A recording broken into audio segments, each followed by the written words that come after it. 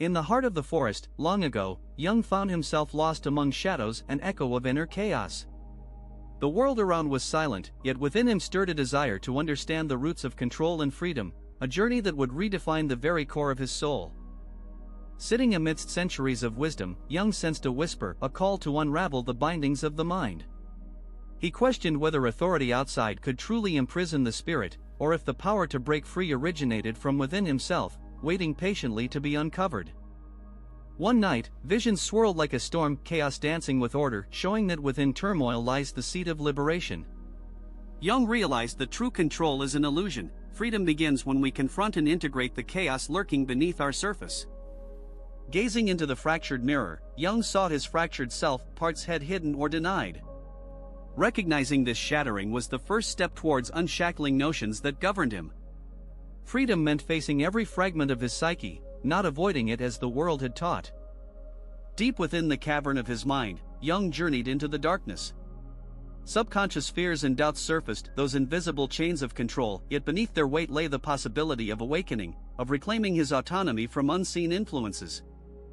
To find true freedom, Jung navigated the labyrinth, a metaphor for the psyche where each turn revealed hidden fears and suppressed truths. The maze was treacherous, but through persistence, he discovered that the key was in embracing each twist rather than resisting it. Standing atop the mountain of self-awareness, Jung saw how external storms mirror internal chaos. Control tries to tame the tempest outside, but real liberation emerges when one learns to dance within the storm, embracing the wild power of one's own inherent chaos. In silence, Jung discovered the source of true agency, an inner wellspring of power that no external force could grasp. The orb symbolized the potential residing within every soul. Unleash it, and the chains of external control lose their grip forever. Time itself seemed suspended as Jung delved into the concept of control, how it manipulates perceptions of destiny. Yet the real control lies in understanding that time, like our fears, is illusions we can navigate when we master our perceptions. Behind barriers of authority and tradition, Jung glimpsed the sanctuary of self-knowledge. To truly be free, we must open these doors, stepping into the light of authenticity where no one other than ourselves can decide our fate. The ascent was arduous, each step symbolizing a challenge to relinquish control. Yet every stride told Jung that mastery over oneself isn't given, it's earned by willingly climbing through doubt, fear, and resistance toward a luminous freedom beyond the stars. As the mirror broke, Jung saw that identity is fluid, made of infinite facets, none supreme, none to be controlled. Embracing this multiplicity freed him from the tyranny of a fixed self, revealing that true control is in surrendering the illusion of wholeness.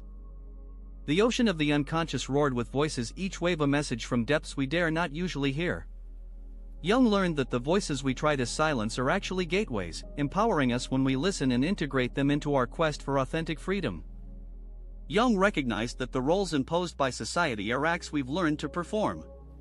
The theater of life is empty once we realize that we hold the script, free to rewrite it, unbound by the expectations that have kept us caged. Burning away illusions, Jung saw that the only control worth wielding is self-awareness. The fire cleanses, transforming fear into power, unlocking the primal strength buried beneath layers of conditioning and societal demands. In the desert of his mind, Jung learned that control is a mirage, what seems solid disappears at the horizon. True freedom lies in the journey, in embracing the endless possibilities that arise when we venture beyond the confines of certainty. Jung understood that control often comes from imbalance, the weight we give to fears and desires.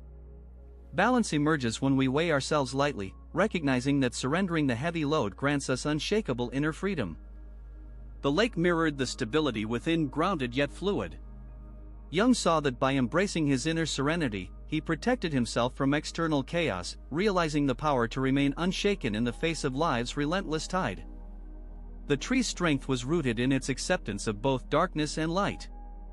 Jung understood that true control comes not from resisting our depths but from integrating them into a harmonious whole, standing tall regardless of storms. In the vastness of the cosmos, Jung found his reflection, an individual part of a universe that obeys no master but itself. Freedom is recognizing that we are already part of this endless flow. Nothing external can truly control what we are inherently part of. Jung saw retreat as a source of power, a space where control dissolves into silence. In solitude, he discovered the voice within, reminding him that liberation is a journey inward, away from external dictates toward inner sovereignty. The map represented the path of self-discovery, each route a choice to break free from imposed limitations. Jung realized that every decision to seek truth is a step toward reclaiming the autonomy that external forces try to steal. Jung found the eagle, symbol of freedom, soaring beyond the grasp of worldly chains. The sky was the limit, and within him, he awakened the soaring spirit that no external hand could clip, a reminder that real power resides in the ability to rise above. Looking over the abyss, Jung understood liberation is a leap, trust in oneself to soar beyond the illusions of control. The edge symbolizes risk, but also the ultimate freedom and active faith in one's own capacity to choose and create. The web of beliefs and fears bound Jung, yet within that web lay the pattern of his awakening. Recognizing these threads made him see that control is often an illusion woven into our perceptions, and the true freedom is in unraveling it. The dawn symbolized enlightenment, a new beginning. Jung saw that each day offers a fresh chance to shed old shackles, to awaken to the truth that we are architects of our destiny, never truly dictated by external forces. The throne represented authority and illusion of power. Jung understood that relinquishing control is not weakness but liberation. True sovereignty lies within, free from external crowns and titles that have long held sway over the mind. The lights danced unpredictably, like thoughts and feelings, reminding Jung that control is often an illusion of order. True mastery emerges in surrendering to the chaos, finding harmony in the ever-changing currents of inner life.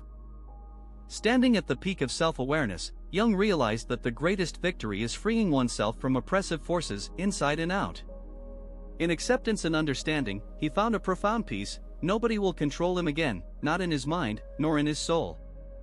As the credits fade into the infinite cosmos, Jung's realization echoes, control is an illusion woven into the fabric of perception. True freedom is the recognition that we are part of this cosmic flow, unbound, limitless, and eternally autonomous in our own existence.